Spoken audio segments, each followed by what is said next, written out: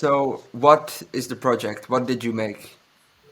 So I made 7 songs, 7 dope tracks, and I wanted to be, listening to lo-fi, aka study beats, which is geared, towards a certain market. I noticed a lot of it was really minor and slowish, and I was like, well, okay. But when I remember being in school, I didn't want nothing to make me feel just sleepy, so to speak. I need what we call head nod when your head is like this and you doing your work and you write and you're like, oh, whenever you feel energetic, it makes you want to just flip the page and you just, you writing your essay and you bob into it. So a lot of my joints is got that head nod bounce to keep you energetic, keep your eyes open and keep you fresh. And then once you do have something, there is a little tasteful flavors in there that slows it down, but still nonetheless keeps you on a thinking more head nod process. Like as you process what it is that you're doing, it's definitely got some flavors for that. So, but Brooklyn Nights is labeled again out of sections of Brooklyn. For example, there's Coney Island, there is Bed-Stuy, there's Flatbush, there's Williamsburg. We got Park Slope. If you ever been to New York and you know about these areas in Brooklyn, man, there's a lot of great things to experience, a lot of great moods to feel into, a lot of great food, a lot of things about Brooklyn, man. I mean, come on, it's the home of Biggie, baby, baby. Like, if you don't know, you better ask somebody about Brooklyn. You know what I mean? So, big ups to that, and that right there is every day, man. I'm a Brooklyn Knight to the heart. No matter where I rest my head, I'm always gonna be a Brooklyn Knight. So definitely check it out on Aviary Bridge Records. My writing process is finding out the research, doing a lot of listening to see how this was formatted and how it works. Before I started writing my melodies, I found some great riffs. I had my boy play some guitars, had my boy send me some piano stuff.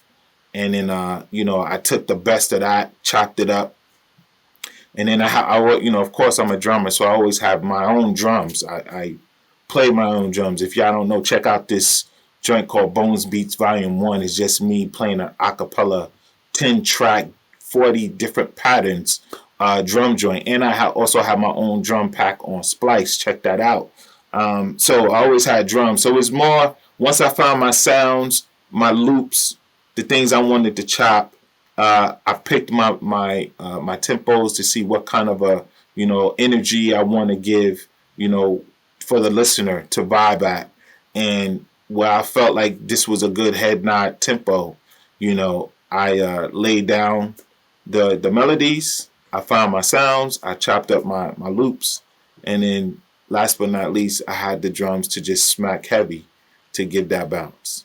So that was more or less my process, and then thinking about the areas of Brooklyn and what it means to me. Like Williamsburg is a whole nother environment than Flatbush.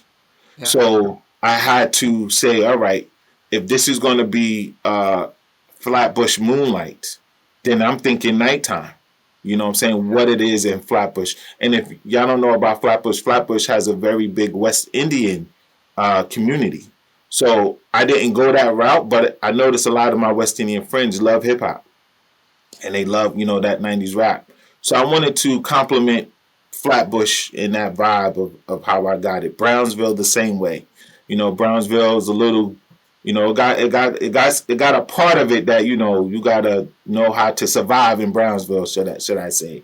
So Brownsville Riders, man, and that was all the dudes who ride or die in Brownsville. If you listen to M.O.P., one of the greatest rap duos from New York, M.O.P., saying you'll kind of get the vibe on how you ride in Brownsville. You know what I mean? So that titlement of each track, I had to put myself in that place.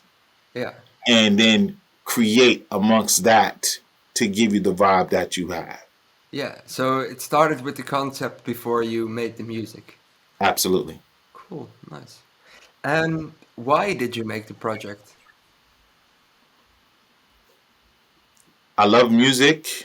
I felt the combination of the jazz element and the hip hop element and I just thought it was amazing that this was now. I didn't have to worry about getting somebody to spit on it.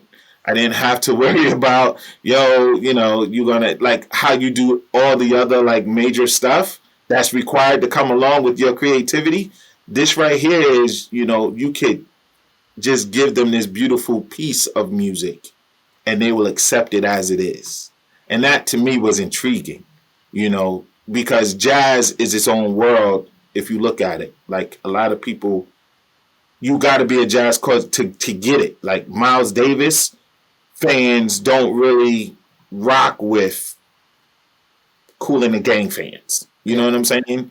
Or Brass Construction, should I say. So if you kind of, I don't know that. Or, you know what I'm saying? They kind of, but lo-fi kind of put you in this mode where it's like, oh, snap.